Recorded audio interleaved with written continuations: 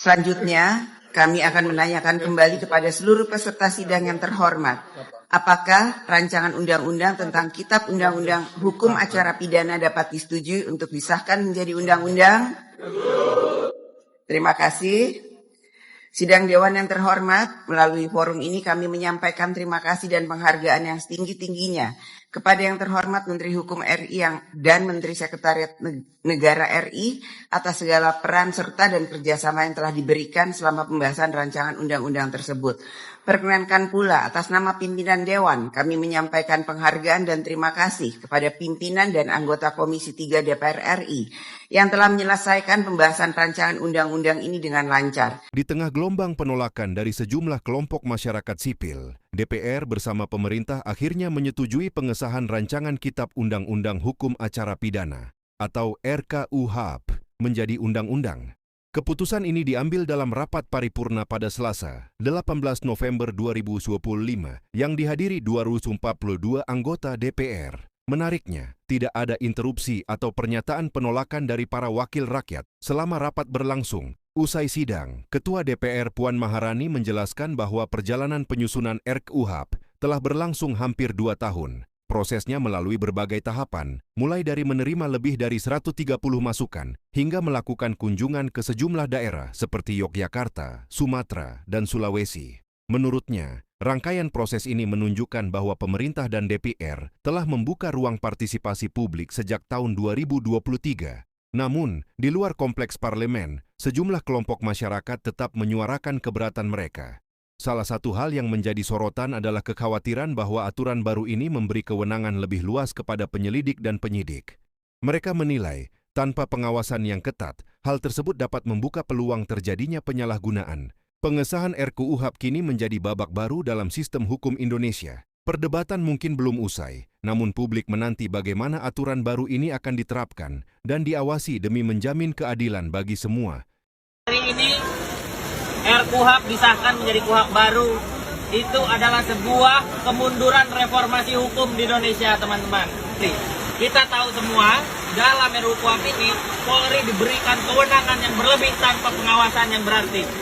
Itu adalah sebuah pembangkangan terhadap komitmen reformasi Polri dan sebagai kejahatan legislasi juga kemunduran reformasi hukum di Indonesia. Gerakan perempuan juga punya kepentingan untuk menolak KUHP yang baru saja disahkan. Kita tahu bahwa penyusunan perancangan dari awal, proses prosedural ini sudah sangat jauh dari apa yang seharusnya ditetapkan.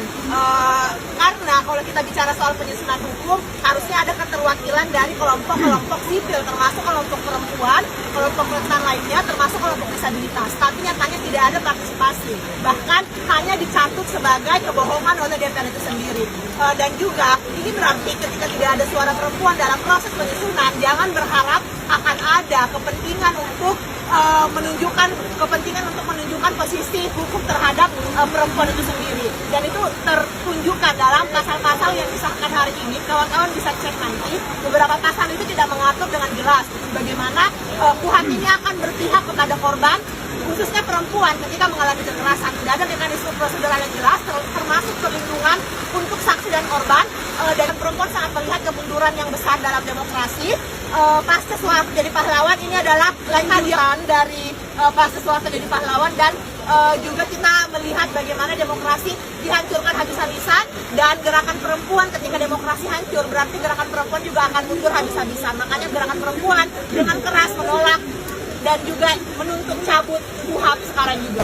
Nah, kami melihat bahwa dalam proses penyusunan rancangan Undang-Undang Kitab Hukum Acara Pidana, DPR RI khususnya Panja RKUHP ini telah melanggar prinsip kedaulatan rakyat, ya, prinsip kehati-hatian, ya, prinsip partisipasi dalam proses penyusunan aturan yang nantinya ini akan berlaku, ya, berdampak konsekuensinya pada seluruh warga negara.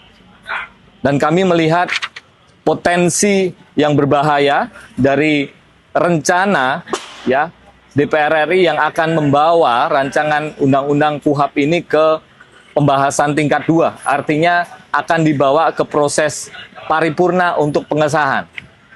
Ya, kami menolak tegas, ya, rencana DPR RI untuk membawa rancangan Undang-Undang Kitab Hukum Acara Pidana ke tingkat 2 dalam proses paripurna. Kenapa? Karena kami melihat secara proses, ya, secara prosedural ini mengabaikan hak partisipasi bermakna warga negara dan melanggar berbagai ketentuan peraturan perundang-undangan. Kita bisa melihat di dalam Undang-Undang MD3, kita bisa melihat di Undang-Undang Pembentukan Peraturan Perundang-undangan, kita bisa melihat di Undang-Undang Administrasi Pemerintahan, termasuk di dalam ketentuan yang lainnya yang berkenaan dengan bagaimana penyelenggaraan negara yang mestinya itu bersih, ya, dan bebas dari korupsi, kolusi, nepotisme, dan menjunjung tinggi prinsip kedaulatan rakyat. Nah, jadi melalui kesempatan pada siang hari ini, kami ingin menyampaikan kepada DPR RI sekali lagi bahwa apa yang kemudian direncanakan untuk membawa rancangan undang-undang yang masih syarat dengan masalah, ya, dari sisi prosesnya saja sudah bermasalah, apalagi kemudian dari sisi substansinya. Ini hoax bener hoax, ya. Kemudian ada ini beredar nih, ya, semacam poster di media sosial yang isinya tidak benar, ya. Disebutkan, ya, kalau RKUHP disahkan, polisi jadi bisa lakukan ini ke kamu tanpa izin hakim. Ini tidak benar sama sekali. Pertama, diam-diam menyadap, merekam, dan mengutak-atik komunikasi, ya. Kedua, membekukan sepihak tabungan dan semua jejak online. 3, mengambil HP, laptop, dan data, ya, tanpa izin hakim, ya. Keempat, menangkap, melarang meninggalkan tempat, menggeledah, bahkan melakukan penahanan tanpa konfirmasi tindak pidana. Ini hoax bener hoax, ya. Yang benar adalah ini kami bikin klarifikasinya, kami sebarkan juga ke teman-teman nanti, ya, yang versi WA-nya, ya. Bahwa yang pertama, ya, menurut pasal 135 ayat 2 KUHP baru, ya, soal penyadapan akan diatur secara khusus di undang-undang yang mengatur penyadapan yang baru akan dibahas setelah pengesahan KUHP baru.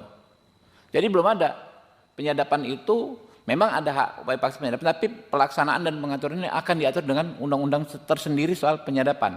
Rancangan Kitab Undang-Undang Hukum Acara Pidana atau RKUHP sudah resmi disahkan dan akan mulai berlaku di Januari 2026. KUHP itu pondasi utama proses pidana. Dia yang ngatur penangkapan, penahanan, penggeledahan, penyitaan alat bukti sampai pra-peradilan. Penerapan KUHP baru berarti mengubah cara kerja seluruh sistem peradilan. Polisi, jaksa, hakim, advokat, sampai lapas semua harus diadaptasi. Sekarang ini, legislatif, yudikatif, eksekutif, bahkan militer hampir berjalan di satu garis yang sama. Jadi, ketika aturan yang sangat menentukan kebebasan warga disahkan dalam kondisi politik, maka wajar kalau warga beranggapan negara nggak lagi berperan sebagai pelindung. RKUHP ini ibarat kita besar, harusnya dirancang dengan sangat matang, tapi cara pengesahannya justru menunjukkan sebaliknya. Dan jujur aja, sulit menemukan mana pasal-pasal yang betul-betul pro-rakyat. Sekarang aku bakal bacain beberapa pasal yang bermasalah. Dimulai dari pasal 5. Ini memungkinkan aparat menangkap atau membawa orang meski kasusnya belum jelas. Artinya, penyelidikan belum ada pun nggak jadi soal, dan ini menjadi ruang penangkapan tanpa dasar yang sangat kuat. Kedua, pasal 90 dan 93. Polisi bisa menahan orang tanpa izin hakim. Hakim yang seharusnya jadi pengawas dihilangkan, kontrol independen lenyap. Kemudian ada pasal 105, 11.2a, dan 13.2a. Wow, ini bukan lagi soal penyitaan biasa, tapi akses penuh ke hidup seseorang. Polisi bisa menyadap, membuka chat, menggeledah rumah, memblokir rekening, dan menyita perangkat elektronik, even kamu bukan seorang tersangka. Definisi penyadapan di pasal lain pun dibuat kabur sehingga mudah dipelintir. Lalu pada pasal 7 dan 8 yang memusatkan semua penyidik di bawah Polri, sentralisasi total. Kewenangannya sudah besar, sekarang ditambah lagi tidak adanya variasi lembaga penyidik. Ruang kontrol pun semakin tipis. Kemudian ada pasal 74A soal restoratif justice. Ini yang lagi banyak banget dibahas nih. Jadi restoratif justice bisa dilakukan meski tindak pidananya belum jelas ada. Logikanya, kalau belum ada tindak pidana, gimana bisa ada pelaku dan korban? Dan ini bisa jadi celah besar untuk pemerasan berkedok damai. Dan dari seluruh rangkaian ini, intinya sederhana. Kalau KUHP diberlakukan dalam kondisi seperti ini, semua orang berpotensi jadi korban. Orang bisa ditangkap tanpa dasar yang kuat, ditahan tanpa izin hakim, digeledah tanpa batas, disadap tanpa pengawasan. Rekening bisa diblokir, barang bisa disita, perangkat bisa diambil berbulan-bulan, dan siapapun bisa direkayasa menjadi tersangka. Semua ini terjadi karena aturan sebesar ini dipaksakan berjalan sebelum negara siap. Ketika hukum dibuat terlalu terburu-buru, dampaknya selalu jatuh ke warga sipil. Kalau arah ini terus dibiarkan, penjara bukan lagi tempat bagi pelaku kejahatan, tapi bisa jadi tempat untuk siapa saja yang dianggap mengganggu, termasuk orang yang cuma bikin meme.